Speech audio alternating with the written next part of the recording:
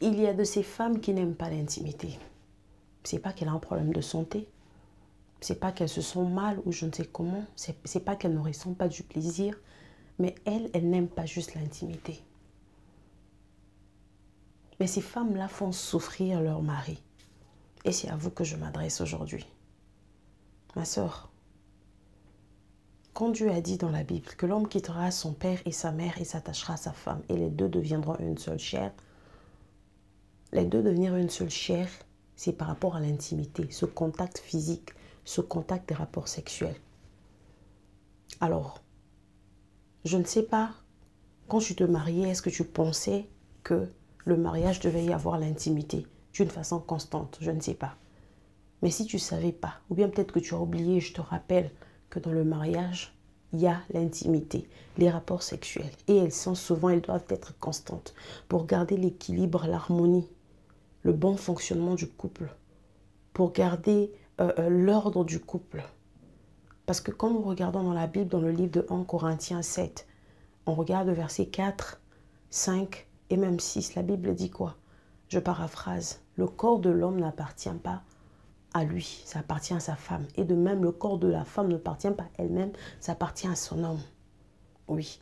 Et la Bible dit encore que vous ne devez pas vous priver l'un de l'autre, sauf pour des raisons de prière. Et une fois que vous finissez de prier, repartez vite ensemble pour que vous ne soyez pas tentés.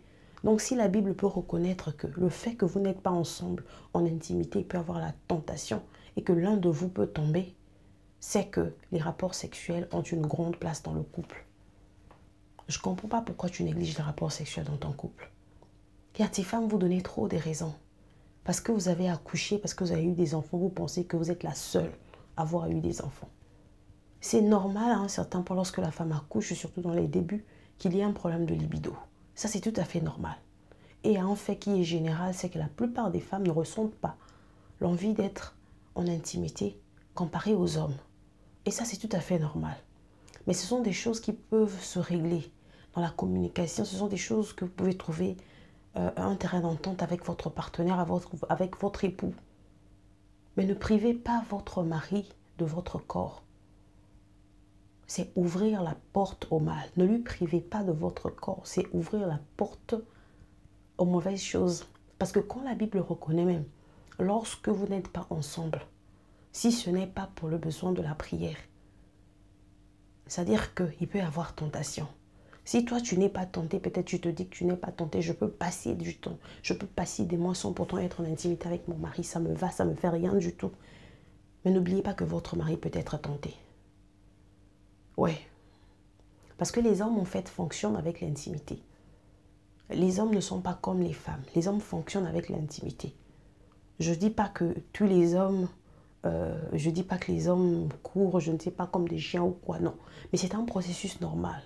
Raison pour laquelle on voit souvent dans le couple que l'homme désire plus être en intimité comparé à la femme. C'est comme ça que l'homme est fait. Alors il faut que tu comprennes que c'est en fait le fonctionnement de l'homme. Il y a de ces femmes, je ne comprends pas. C'est-à-dire que la femme, elle se plaint que mon homme veut trop de moi, que mon homme veut trop de moi. Et au lieu même de garder ça pour elle, elle va discuter de ces choses à ses copines. Ma soeur, tu n'as pas encore rien compris. Des choses comme ça, ce ne sont même pas des choses à aller discuter avec sa copine, que mon homme veut trop de moi, que mon homme aime trop. Parce qu'il y a des choses qu'on garde pour soi, comme des choses concernant l'intimité. Que ce soit des problèmes ou le problème où le mari a des difficultés pour vous satisfaire ou quoi que ce soit. Ce ne sont pas des choses qu'on divulgue, qu'on discute avec n'importe qui.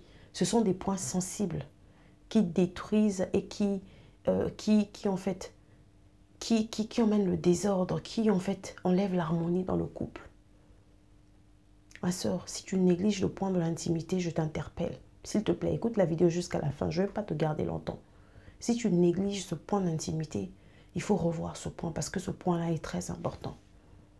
Déjà, c'est un privilège pour toi. C'est déjà une très bonne chose pour toi quand ton mari te désire. C'est vrai qu'il y a des hommes qui sont un peu trop accros aux histoires d'intimité, qui sont un peu trop dans ça. Ils sont vraiment trop dans ça. Il y a des hommes qui sont comme ça. Oui, ça, il faut savoir. Mais je ne parle pas de ce genre d'homme-là. Je parle d'un désir naturel, d'un désir normal. Qu'un homme peut désirer sa femme. Qu'un homme peut avoir l'envie de sa femme. Mais curieusement, il y a des femmes-là, lorsque votre mari veut de vous, au lieu de vous rendre disponible, aujourd'hui vous donnez la raison les enfants. Demain, vous donnez la raison constipation. Après, demain, vous donnez la raison les règles. Après, demain, vous donnez la raison les maux de ventre.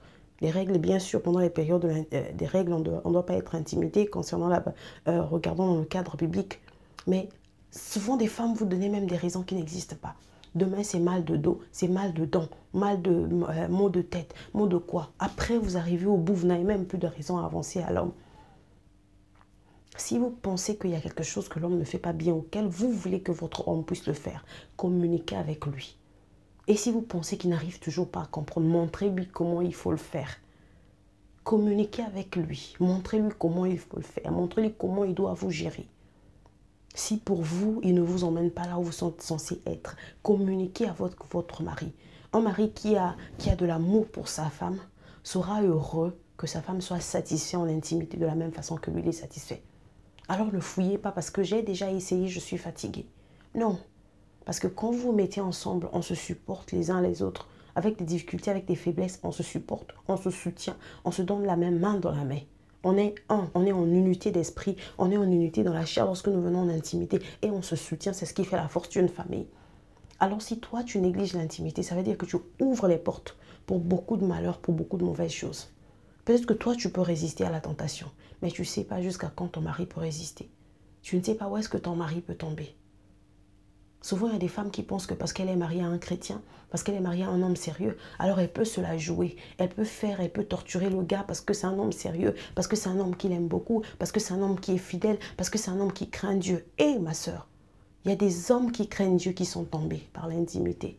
Parce que le sexe a une grande place. Et le diable sait, voilà pourquoi il fonctionne beaucoup dans ce domaine. Alors toi, si tu veux garder l'harmonie de ton foyer, sois-en sûr que tu considères ce point. Comme j'ai dit, je ne parle pas de ces hommes qui sont trop gourmands là. Hein, parce qu'il y a des hommes qui sont trop gourmands. C'est-à-dire, eux, ils sont obsédés dans la chose. Je ne parle pas d'eux. Je parle d'un bon fonctionnement du couple. Là où un homme peut désirer sa femme normalement.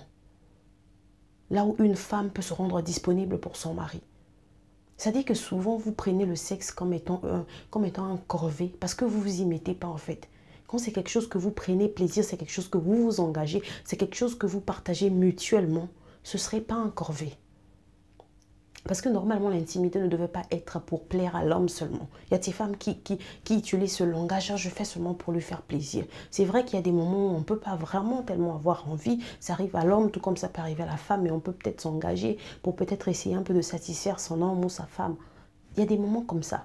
Mais si ces moments vous arrivent très souvent, trouvez un point d'entente à vous communiquer avec votre mari. C'est-à-dire qu'il peut y avoir un problème, autre que cela. Et la communication est la clé. Souvent on dit dans les couples, ce qui tue le couple, c'est le problème de communication. Non, ce n'est pas le problème de communication, c'est le problème de la mauvaise communication. Alors moi je suis allégra, j'aimerais juste vous encourager à considérer ce point, surtout si vous êtes marié. Parce que l'intimité a une grande place dans le mariage. Le manque d'intimité peut détruire votre foyer, peut déstabiliser votre foyer, peut détruire l'harmonie, peut détruire la paix de votre foyer. Parce que lorsque votre homme n'est pas satisfait, lorsqu'il vient auprès de vous, il sent que toutes les fois qu'il vient, vous n'êtes pas là, ça le frustrait. Et il y a même des hommes qui ne désirent même plus être avec leur femme parce que tu as fait tellement trop de farces. Tu t'es tellement comporté en mode de je ne suis pas disponible, je ne peux pas. Aujourd'hui, tu donnes raison, c'est constipation. Demain, tu donnes raison, maux de tête. Demain, c'est les démangeaisons. Après, demain, c'est ceci, cela. Et du coup, le gars, il est fatigué. Il a tellement entendu des raisons comme ça qu'à un certain point, il ne s'intéresse plus. Et tu commences à te poser des questions. Mais le gars, c'est quoi? Mon mari, c'est quoi? Il m'aime plus. Tu commences à chercher à investiguer là où il fallait même pas investiguer alors que c'est ta propre faute. Alors je nous interpelle, chères femmes, chères sœurs, mettons-nous, considérons cette chose. Si c'est peut-être la prise de poids ou quoi que ce soit, tu sens des choses, mange sainement, fais du sport, parle avec ton chéri pour rebooster ta libido parce que c'est important pour le bon fonctionnement du couple et pour la santé de votre couple. Il faut qu'il y ait intimité.